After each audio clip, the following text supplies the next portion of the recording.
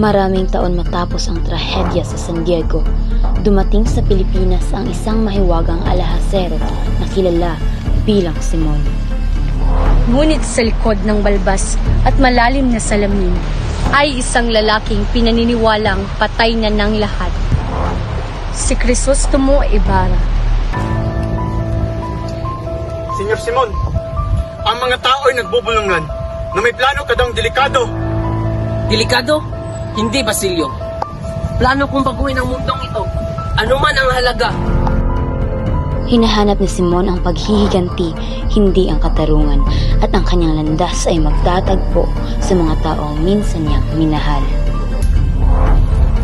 Maria Clara, parang ang puti-puti mo.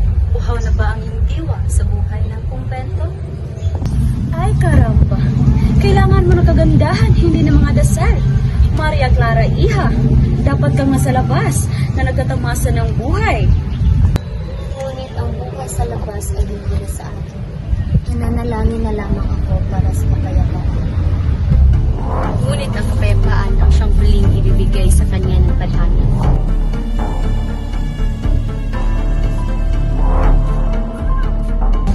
Nakakulong na po si Basilio. Ngunit ano ang maaari nating gawin? Anak, ang mundo ay lumikit sa Huli, kailangan mong gumawa ng sakripisyo para sa iyong pamilya, para kay Basilio.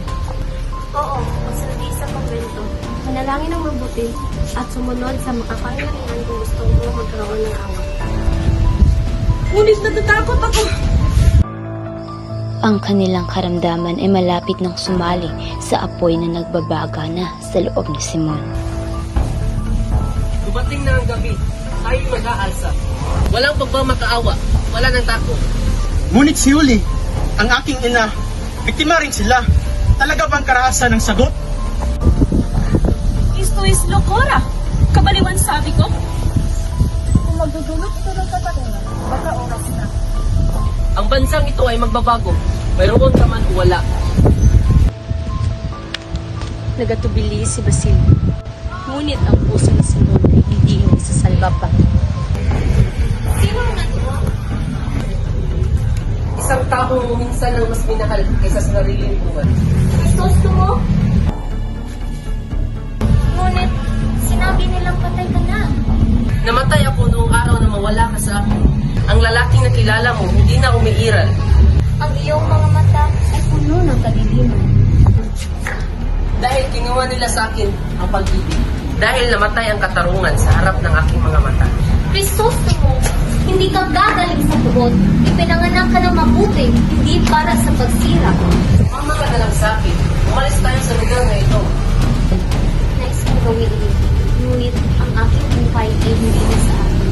Sa Diyos na ako. Sa ibang buhay, magiging masaya tayo. Sa ibang buhay? Oo. At para kay Simon, ang paalam na ito ang sumira sa huling piraso ng kanyang pagkatao. Simon, tumigil ka! Naghihirap ang mga tao, hindi ang mga kaaway na gusto mong sakin. Ang buong lungsod ay nagkakagulo. Basilio, hindi ko mahanap ang aking ama. Lahat ng plano ko nawasak. Kinain siya ng puot. At sa huli, nawasak ang kanyang minahal.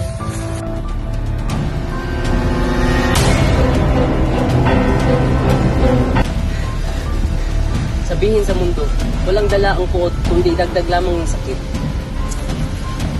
Huminga ka na, Crisostomo. Naway makahanap ng kapayapaan ng iyong